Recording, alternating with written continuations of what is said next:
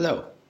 All right, this video is a summary of the All is Mind course, so you get an idea what it's about, and for those of you who have not done it, and for those of you who have done it, it's a sort of review to remind you of the principles so that you can apply them, remember them. All right. All is Mind course is what I developed, is based on things, of course, I've learned from other schools, but all modified and adapted over about 25 years of experimentation, observation, experiences, and so on, to present the way the mind works as a machine of sorts in parts. So it's easy to understand. One might say like a jigsaw puzzle, where right now we've given you a box and there's no picture on the box. So you have no idea what the puzzle is supposed to be, and you just have a whole bunch of pieces messed up in a box. So that's basically what you are, a normal human is, right? I mean, how many times do you go through your day even and say, why did I do that? Why didn't I do that? Why do I do what I know I should not do, and yet I don't do what I know I should do? We're all perplexed by the bizarre nature of our own mind and personality. If you're not, you're probably not going to be watching this video because everything is perfect and you're really happy. So I'm assuming that you are also in the state of confusion and looking for some answers, some explanation. Now, I do not believe that anybody will get enlightened in this lifetime. And again, if you are, you wouldn't be listening to me, if that were possible for you as an individual. I do not believe in all the promises of the great gurus, and I have spent many years traveling the world, going to find and meeting with some of the lesser known as well as greater known schools and teachers. And I would say I've met some quite developed individuals who really have progressed beyond a normal human state. And there's a problem for normal people. The challenge of a spiritual path requires the mind to be working in such a way that qualities like, in Arabic it's called adab, which has hundreds of words in English to try and explain, but basically respect, correct conduct, manners. Basically it's one word which governs every single moment of your life. How do you sit? How do you walk? How do you talk to people? How do you talk to different people, be it your boss, your employee, your parents, your siblings, your children? And in every moment, how do you conduct yourself? This is something you need to be raised with. I have tried for decades to teach Westerners the concept of correct conduct, of respect, adab, to no avail, really, because it's such a foreign concept. By the same token, it's interesting how the, let's say, very loose and open nature of the Westerner is incomprehensible to an Asian, perhaps who believes in waiting till you're married, for sex and things like that. So every culture has their own ways, and you as an individual are raised based on your culture. Now, the thing is that what's interesting is that you don't exist, really. In reality, you are not real. We'll explain that in a moment. But these are the principles of the All is Mind course. Its components, each little section is independent on its own, but each section is a piece of the jigsaw puzzle that all goes together to form the totality of what you are as a human being, the body, the mind, and soul, or whatever you want to believe or call that which makes us different than animals, or that thing which makes you wonder, what's the point? Okay? Whatever you want to call it. There's something in some people that drives us to want to know, what's the point? Why am I here? Why is all of this here? Why is the sky blue and the grass green and the clouds white or black and all of this? Why? Why are there so many stars? Why? So we're driven with these bizarre, one could say, questions. And then the other one, of course, is where did it all come from? Is there a God? What is God? Is there a heaven, a hell, a spiritual realm? All of these questions. There's got to be something in you that asks that question, right? Because an animal, if you have a pet, a cat, a dog, whatever it is, they don't look like they're worried about things. They only care about their next meal and when they can go out to go poo, right? So there's something in us. So we're going to call that the soul that wants to know these answers. Therefore, there must be some validity to us being more than just a human being. So the Course, Allah's Mind, really touches on and explains all of these three aspects. The human body, which has a mind of its own, as you might notice through your life. The ego personality, which is you, the individual you are, which also has a mind of its own. And then what we'll call the wisdom mind. All right? We can say soul, wisdom mind. Words are somewhat flexible. And that's why you must read my little book about understanding words and end to conflict, anger, and stress. Or listen to the lecture or read the short article on it on my website. Or listen to the talk on it. Also a video was done. So that you get beyond the limitations of words. And that's the most important beginning of the Course, is trying to get you past limiting your understanding to the way you interpret the words I use. So, for example, if you happen to meet an Arab, if you're a pretty girl and you meet an Arab in the street and is in America and he just arrived, and he doesn't speak any English, and he's a very polite fellow. So he walks up to you and says, Kifak. My God, what did he say? But he said, hi, how are you? In Arabic. Kifak. But if you only hear the words, in other words, the sound that comes out of his mouth, that you then interpret that sound, because that's all it is, right? A word is nothing. It's a sound to which you then put letters and make it into a word and then give a meaning to.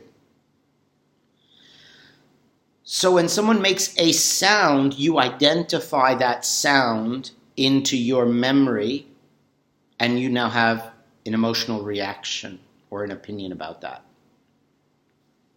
So I'm asking you to please let go of your opinions, even on the words of soul, God, wisdom, whatever it is. That's the first step of the Course. And it would help you in this little video as well. All right.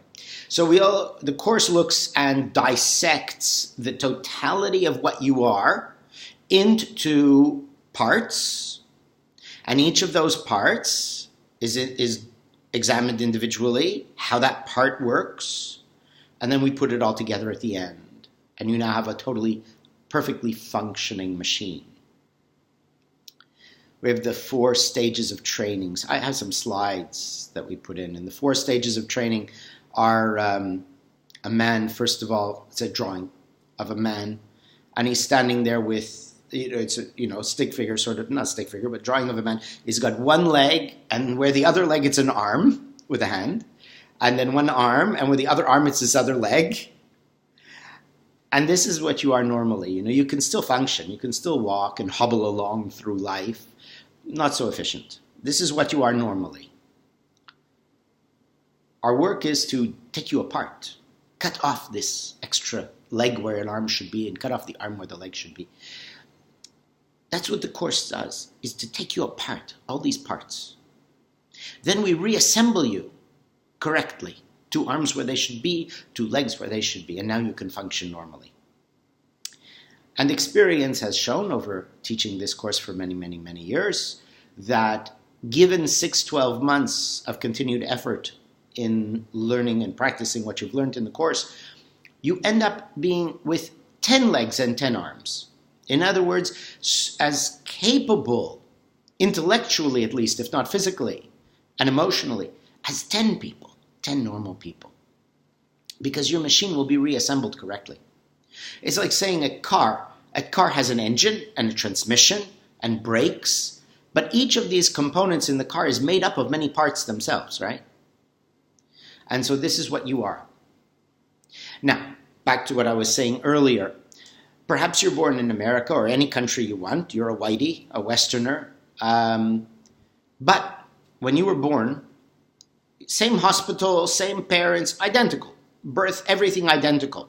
Except when you were a little baby, only maybe 1 or 2 days old.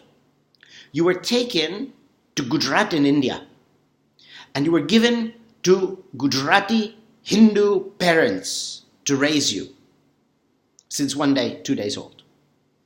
I tell you, you would be talking like an Indian. If even you're talking English, maybe not English you talk, maybe you only speak Hindi talking, huh? And then your head is going like this, and you're doing like that, and you're talking like this, and you're being a Hindu, not a Christian, not a Muslim, not a nothing else, Maybe you're vegetarian. This is what you would be, but same body. You would still be you, physically. But you'd be a totally different person. Because of how you were raised. Isn't that true? So you see, you don't really exist in reality in the sense that you are not what you were born as, which was a sponge, which was clay, Play-Doh. But let's call it clay. We're born as a lump of clay. We are molded by our parents, by our society, religion, politics, school, television, music, or fashion, all these things. Madison Avenue marketing, what you should buy, car you should have, house you should have. Show her how much you love her by the size of the diamond you buy her. Ever hear that commercial by De Beers, the diamond guys? All of this stuff, you are taught. And they mold you when you're young. Then when you start to become 8, 9, 10, the clay starts to harden. And the older you get, the harder that clay becomes. Until you get to a point when you're 40 or 50 years old, and some shock happens in your life, and that clay cracks. Heart attack, stroke, divorce, whatever. Your life falls apart. So then what? Well, maybe a lot of you are either there or have been there and say, so what? What is the point? Okay. So we're not going to explain the point in this course. No, we don't explain to you the point of life. What we do explain to you is the machine of what you are, so that as you progress from here on in, your clay formation becomes softer again. We can actually reverse the process of the hardening of the formation of your personality and who you are into something that becomes more malleable, softer, flexible. And then you can actually reshape it into something totally different. Or you can do something even better. Don't shape it into anything else. Just keep getting it more and more and more soft, more and more flexible, more adaptable, more open-minded. And that's what we really want you to achieve. And at the end of that process, and even during the process itself, what happens is you don't get angry as much, you don't have conflicts as much, you don't have stress as much, you understand things better, you have better intuition, better insight, better communication, because you're more flexible. You understand what's going on outside of you instead of your current state reflecting everything or interpreting everything based on your opinion or how it affects you. That's what a human is doing, and that's where your misery is. You're not seeing things as it is. Instead, you are seeing things as you want them to be. And quite often, they are not what you want them to be. So you are in pain and suffering. Now, what I found in my life is that, and my students over the years and decades, is that when we no longer try to make everything what we want it to be, if it cannot be that, so in other words, I know what I want, and I do my best, and any sacrifice, any effort, I do what I want to get what I want. But in that process, I will adapt myself and my methods and my attitudes to what things are at the moment. And as I am adapting, I actually get, in the end, what I want. Either because I get exactly what I wanted, or I have come through the process of trying to achieve it, the realization that what I wanted isn't quite right for whatever reason. And I have adapted my goal, altered my goal to something that is more realistic, more feasible, more fair. And now I can get what I want because what I want has actually changed from some unreasonable illusion to something very practical, useful, and actually satisfying. So you will always be able to achieve your goals if they're reasonable and feasible, and you put in every effort and make every sacrifice necessary to achieve it with an open mind that adapts to circumstances, situations, and alteration of what the goal actually should be. They don't tell you that in the law of attraction stuff, right? It wouldn't sell too many books or courses if they told you, well, you can't really get everything you really want. You have to adapt, you have to put in effort, you have to work very hard. But you know what? I did it. I got everything I ever wanted. My bucket list, my bucket's empty. How many people do you know who can actually say, there is not one thing left that I have ever dreamed of doing, one place in the world to go, flying an airplane, my own airplane, snorkeling in every spot in the world that's the best snorkeling spots in the world, travel, anything, everything. I have achieved everything. And I'm not that old yet, right? And you can do it. You can do it. Because I don't actually want to climb to the top of Mount Everest. It's not really necessary. It's ridiculously dangerous and so on.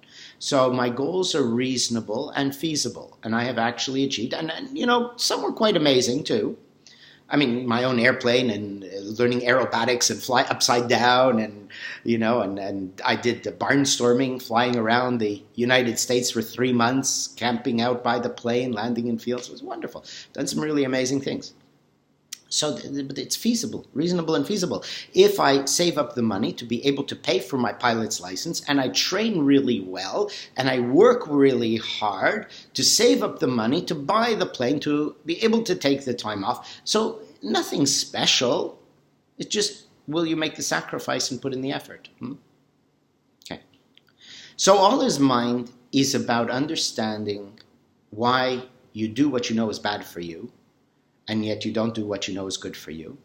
It's about understanding why you're so self-destructive, why you don't achieve your goals, why are you so angry and stressed, why is life the way it is, why are people so dumb, confusing, frustrated, angry, fighting. Why?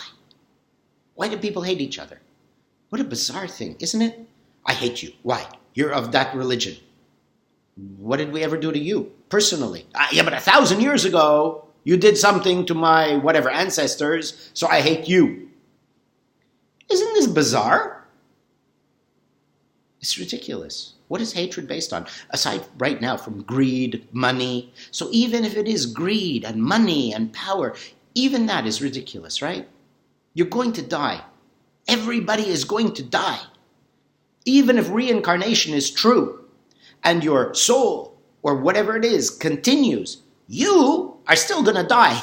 Because when that soul is reborn, it doesn't inherit your money. So you're going to die. Even if there is a heaven and a hell and a reincarnation, you are going to die. What's the point of so much wealth and power and so on? But yet we strive for it. And that's what Allah's mind explains. Why do we strive for it? Why do we torture ourselves? And then it helps you understand when is enough and how to get enough so that you can stop this battle in the worldly sense early and actually live. You know, it's one thing to love what you do, but it's always work until you do it only when you want to. Right? People who say, I love my job, I love what I do, but I work 7 days a week, or I work 12 hours a day, and I have no time for vacation, and I'm stressed, and this and that, but I love what I do. No, this is not a life. Life is, I love what I do, and I do it as much as I want to, so that I still have time for my family, for my holidays, for my rest, for my meditations, for whatever, my exercise, my health, and so on. Now that's a life. So that's what we want. We must always be useful in some way to be happy. So I'm not saying to retreat from the world. I'm saying to attain a life of true balance. Because then you're the most useful also. Mm-hmm. So in Allah's mind, we speak of many different principles. These principles are similar, some of them are similar to what other schools or teachers talk about. What's that called? Neuro-linguistic programming, NLP. Very similar. Because that was taken from the same original teacher who I learned a lot from. So we have similarities there. The thing is that a lot of the other courses and things, the difference with what I'm doing is that I've made everything very simple. What I found is that a lot of teachings, they're very complicated, very complex, and they really strain your mind, which is good, exercise your mind is good. But they're very complex, and because of that, two things happen. Many people who do not want such a complex path reject it and do not learn. And the other thing is that people who like that get so lost in the intellectual aspect of it that they miss the point. And so Allah's mind is designed such that I convey the principles that matter in a way that is so simple, anybody, and I've had 12-year-olds taking the course, anybody can understand and apply it very easily so that it's a practical method that is easy, simple, and not very long to understand and learn. And then you just apply it, for the rest of your life, just like breathing. You sort of have to breathe the rest of your life. So this is just a way of altering the way your mind works to a more open-minded way. So we speak about things like understanding words. When you understand this very simple principle, if I insult you, I can call you all kinds of names. In fact, I have done nothing to you. If you're deaf and blind and you had your back to me, no matter what I said would not affect you. Si je parle en français, je peux le dire que tu es toutes des grandes vaches, tu es fou, toutes sortes de choses, ça ne fait rien du tout, oui. So if I speak in French and you don't understand French, I could say you're all big fat cows, you're all stupid, but you don't understand me. So it doesn't bother you, does it? Words spoken, no matter what the words are a knife put on the table. You have to pick that knife up and stick it in your own heart in order to feel pain. Unless the person speaking ate a lot of garlic and he's right in your face. This, sure, can knock you over. But the words, communications, nobody actually is doing anything to you. You are doing it to yourself through your interpretation. Now, the knife they put on the table, if they are insulting words meant to hurt you, you picked it up and stuck it in your own heart. Okay. Now, if they are words that you've done this mistake, you've done this thing wrong, and they're valid, well, now you have to pick up that knife and cut away whatever, the shell of avoidance and accept responsibility. So that knife is there. You can use it to help yourself. You can cut away your fixed opinions. You can cut away your guilt and accept responsibility and fix it. So everything is a knife on the table. Now you have to pick that knife up and use it wisely. Or you can just leave it on the table and laugh or ignore them. You know what's funny with me is that sometimes people are insulting me or saying something. So someone says, he's just insulted you. Why aren't you angry? Did he? I didn't even know. Sometimes I don't even know when people are insulting me or putting me down or saying bad things to me. I don't even notice that it's a bad thing. Because there's no more ego. There's no more fixed opinions. There's no more. That knife is made of rubber now. It's useless. It's a toy. And that's what you get with all this mind work. Okay, these are the states of mind you get. Obviously, in your relationship, that's going to be useful. In your job, in your business, co-workers, clients, superiors, inferiors, whatever. Everybody's going to love you better. For example, when something happens in their life, and it's a matter of opinion, like you're pregnant. So you tell your friend, I'm pregnant. Now or your friend tells you, she says, I'm pregnant. You're going to respond, right? You're going to say, this is not your girlfriend, right? Okay, you're not in a relationship. Or it's a male friend and he says, my girlfriend is pregnant. Okay. So you're going to have an emotional reaction. You're going to say, great, or you're going to say, oh my God, terrible. But that's both. Both are incorrect. So if I'm saying, is it correct to be happy or correct to be sad? Both are incorrect because they're your opinion. The right thing to do is to say, and how do you feel?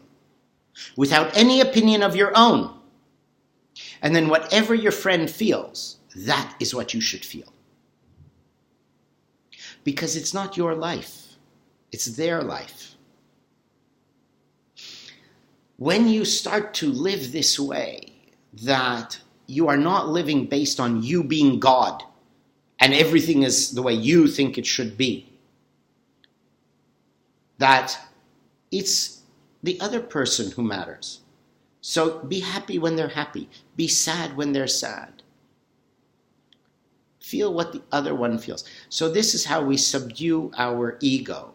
And then you are the best friend indeed. Because you're always there to support your friends. Imagine how your partner would feel. Huh? Anybody who's married or in a long-term relationship or has been in a relationship, how many fights were there because your partner said something and you had an emotional reaction which was opposite to theirs when it was all about them? I think it angry at you, huh? No, because you see, if I've got a problem, my girlfriend, she's there to help me with my problem. Not to have her own opinions and how it's only affecting her. It's my problem. It's my life. I need your support. So you'll become, through the work in all this mind, to be this kind of a person who is there.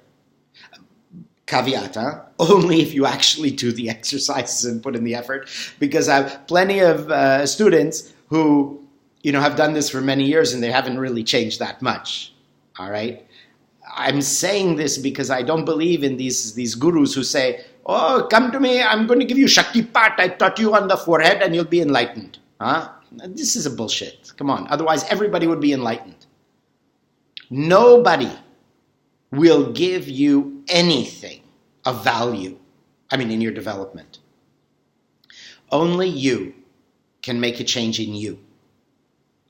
All I can do is a nice Chinese saying, the teacher opens the door, but the student must walk through. So we'll give you the information, you have to do the work. Okay? The first law, we'll call it law of our religion, is take 100% responsibility for everything that happens in your life. Everything. It means the events that happen to you, the emotions you feel, your joy, your sadness, everything is, you take 100% responsibility. Now, of course, you're upset. Yeah, but it wasn't my fault. This thing happened, that thing happened. Right, but when you have this attitude that you are 100% responsible for every single thing that happens to you, your mind, all of us, and eventually, becomes very sharp and attentive. It becomes very present because it knows, I am responsible. So I need to be aware of everything that's happening. So for example, if you have a car accident, how many times is it truly nothing to do with you? How many car accidents can we say that one person is 100% innocent? It's very rare, unless you're in a parked car and a meteor hits you from the sky and you didn't see it coming because it came from behind or directly above you.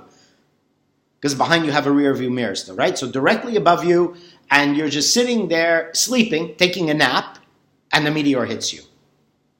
And you're parked in a field, not on the road. So if a car hits you, it's, of course, if you park in the middle of the road, it's your fault, right? Even if you're sitting there, if a car hits you, not a meteor. So you have to examine everything in your life.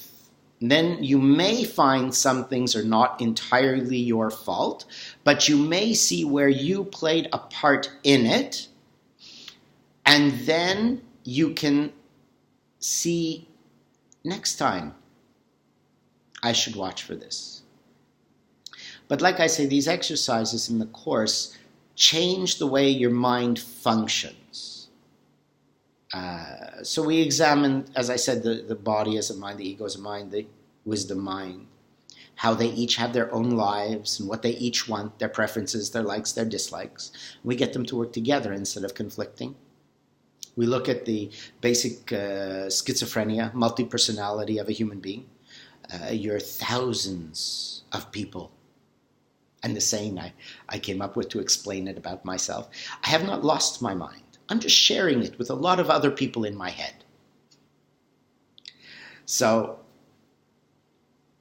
we learn about that. Now, if you examine your life day to day, you will see the different voices. You're not crazy. Every human being is like this.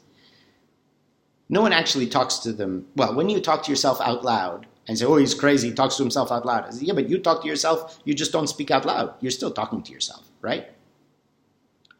So many conflicting things. So we break this down into a way we can understand, and then we can master this confusion. We learn about what we call buffers and justifications, how we make excuses for everything we do and anything that goes wrong to avoid responsibility. And we correct that flaw. So we accept responsibility.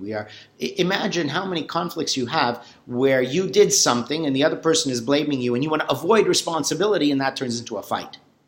But yet if you accepted responsibility immediately, fixed whatever you did wrong, look how smoothly life would go. Okay? So we look at that. We look at identification, how your mind never actually thinks or sees or registers what is happening at this moment. And rather, every single thing that reaches your five senses is identified to something in the past that's similar or identical, appears identical. And that becomes the basis of your reaction, which could be totally inappropriate for the actual situation at the moment. So we look at that and how to change that. And we look at the three types of people. We take all human beings and we divide into three types. Now, I could say there's only three types of people. It's almost valid, but there's always differentiations. And in the three types of people that we break it down to, within each of the three types, there's an aspect of each of the other two. So you end up with, from three, almost an infinite number of possible different types of people by virtue of the percentage of each of the three types within that person, even though their primary nature is either what we call a moving center, which is a physical type person, an intellectual, which is, analytical, they're always logical and such, or emotional, which is more of the artist, the creative, who's very emotional about everything. And then within each of these, like I say, you have parts of the other two, and the percentage of each one makes the various different individual humans. But each one is primary, and when we break that down and begin to understand our primary nature, and then anybody else's primary nature, we can have great communication, because we'll speak at each one at the same way of seeing things. And with that component of our work, we then develop a perfect balance so that we attain or strive to attain a greater balance of the three aspects within our individuality. And that way, you're far more flexible and adaptable to be able to deal with any situation and any type of person, because you can be intellectual when necessary, emotional when necessary, or moving when necessary. I'm sure a lot of couples would love to have this balance. How many times has a man and a woman sat and argued because, we'll put it this way, the way I define it. Do you know what a monologue is? One person basically talking to himself, what I'm doing now, right? A dialogue is two people talking to themselves. Isn't that what an argument is? How many arguments? What's the difference between argument and debate? Nobody debates in a couple. They only argue, right? So when you're arguing, it's two people talking to themselves. And this is what I learned growing up. And that's how I developed this particular aspect and understanding of communication, by watching my parents. I'm sure you've all watched your parents fight. But did you ever notice they're not talking about the same thing? I saw that since I was a very young child. But you're talking about this, and you're talking about that, and, well, you're not actually talking about the same thing, so why are you arguing? You're never going to resolve it, because it's not the same topic. It's not the same point. Right? So by balancing your three aspects in your nature, then when your wife or husband is speaking of something emotional, they're upset, whatever it is, you'll be able to adapt and understand from their particular nature. So no one else has to change, only you. Because if both of you are balanced, all the better, but let's not wish for miracles, right? If one of you is primarily intellectual and the other one is emotional, and generally couples are two different, they're not the same. The one who's balanced can be emotional when they need to be, can be physical when they need to be, and can be intellectual when they need to be. So if their partner is intellectual and having a tough time, a problem to solve, whatever it is, a stress, you can become intellectual, see it from their point of view and their way of interpreting it, and now you're in harmony. Now, when you're in harmony, you may not solve the problem, but one thing is for sure, that person who's in a problem will feel better. Right? When you're in a difficult situation and you tell somebody about it and you know they do not understand what you're talking about, you feel worse, because now not only I got my problem, but I'm all alone. But if I've got a problem and I talk to you and you really understand what I'm saying, even if we don't have a solution, I feel good because I'm not in it alone. I've got somebody who understands me. Now I can calm down. And in a calmer state of mind, I might actually solve the problem, or I can at least deal with it better so it isn't so painful and difficult. And then as we progress, we show how all these parts work. There are more parts to it, but can't talk the whole course now. Of course, in the course, we go through details of each one, with examples, with exercises. So it's practical. You'll be able to apply this knowledge to alter your being. So, and then in the end, we put all these parts together and we give examples of events and how it goes through each of the different parts and how you get your reaction and how you can have a different reaction and how you can deal with anything. There's always a solution to every problem if you look hard enough and you're willing to look for it and find it. And this is what we gain the ability to do in the All is Mind course. I can present the course in many ways. I can do it over a weekend. We can do it once a week, 2 hours for 5, 6, 7 weeks. It's very interactive. You will ask questions as we progress. You can do the exercises and present me the results and we can explore them, because inevitably you'll get things wrong. If you think you can do anything and get it perfect right from the first time, especially when it's a topic of understanding the nature of your bamboozled mind, this is ridiculous. So obviously you can do things, get them wrong, then we correct that, and you get it right next time, and so on. And then, of course, we're always there. This is another difference. You do these weekend workshops. You go to the workshop, you pay your money, and then it's over. Monday afternoon, by Monday morning, you feel great. Monday afternoon, it's wearing off already, and it's gone. All right. So what's very important, you should know with any program you're doing, as far as it's self-help or in some spiritual way, there must be a continuation after the course with the teacher or teachers or whatever, but someone who understands what you're being taught. There has to be a continuation, be it once a week, once a month, whatever. Without that, whatever you learn fades, because it is the human nature to lose interest in things and to get lazy and to forget. And this is another principle we call active laziness.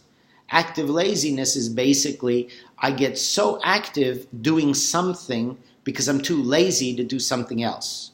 So in order to avoid doing the exercises in the work, you'll get too busy with some projects, cleaning the bathroom, whatever it may be. All right? And this is what humans do over time, and that's why we never get things done that are important, which we have some sort of resistance to. And the reason you resist work on yourself is because doing it alone is very difficult. It is lonely. It is a challenge. It is painful. And you don't know where you'll go wrong. Very few people are Christopher Columbus.